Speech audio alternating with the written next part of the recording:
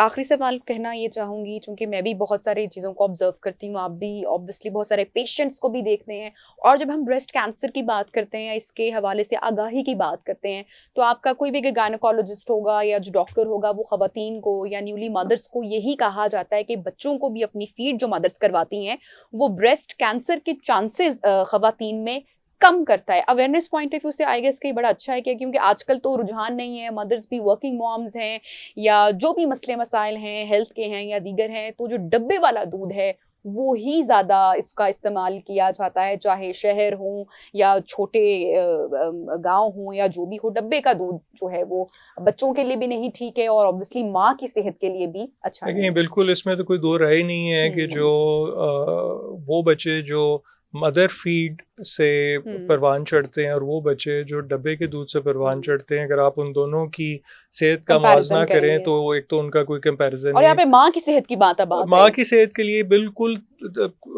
तकरीबन कोई 7% जो ब्रेस्ट कैंसर का जो रिस्क है वो कम होता है ब्रेस्ट फीडिंग के साथ।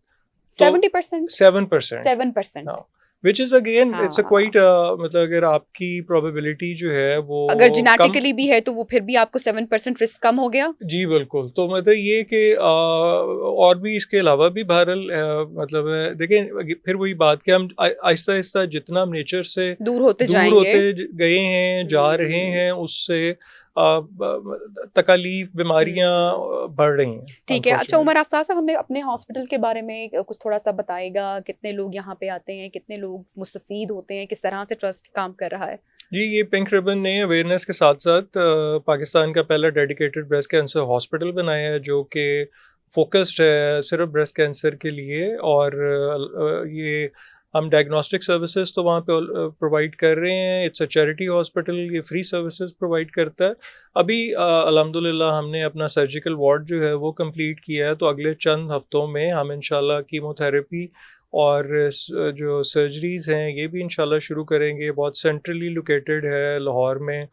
और मतलब मकसद इसका ये था कि एक तो ये कि हम ये स्टेटमेंट देना चाहते थे कि ब्रेस्ट कैंसर इतना इम्पोर्टेंट इशू है कि इसके लिए एक या बल्कि कई डेडिकेटेड हॉस्पिटल हों तो शायद वो भी कम है। दूसरा फिर ये कि हमारे यहाँ सारी सर्विसेज एक जगह पे हैं। तीसरी बात ये कि सारी सर्विसेज जो हैं वो फीमेल स्टाफ के थ्रू हैं, डॉक्टर भी फीमेल हैं, जो मेडिकल इमेजिंग टेक्नोलॉजिस्ट हैं वो भी फ्री हैं, जो बायोप्सी होती है वो भी हम्म। फीमेल। तो ये मतलब सारा स्टाफ भी फीमेल है। तो कल्चरली भी एक we wanted to give a space जहाँ पे कि ख़वातीन जो हैं वो अपने कंफर्टेबल अपने आप को ठीक। महसूस करें।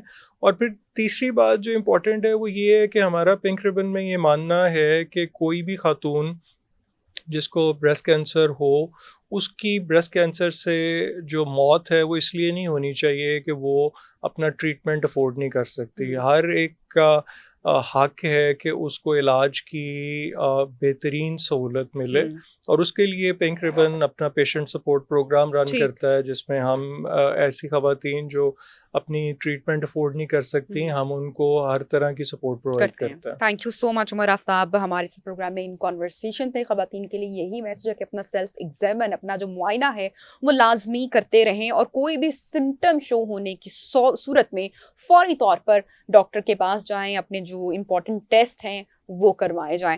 अपना फीडबैक ज़रूर शेयर कीजिएगा प्रोग्राम में हमारे साथ, और अपना ख्याल रखिएगा। इंशाल्लाह अगले पॉडकास्ट में आपसे होगी मुलाकात। अल्लाह हाफिज़।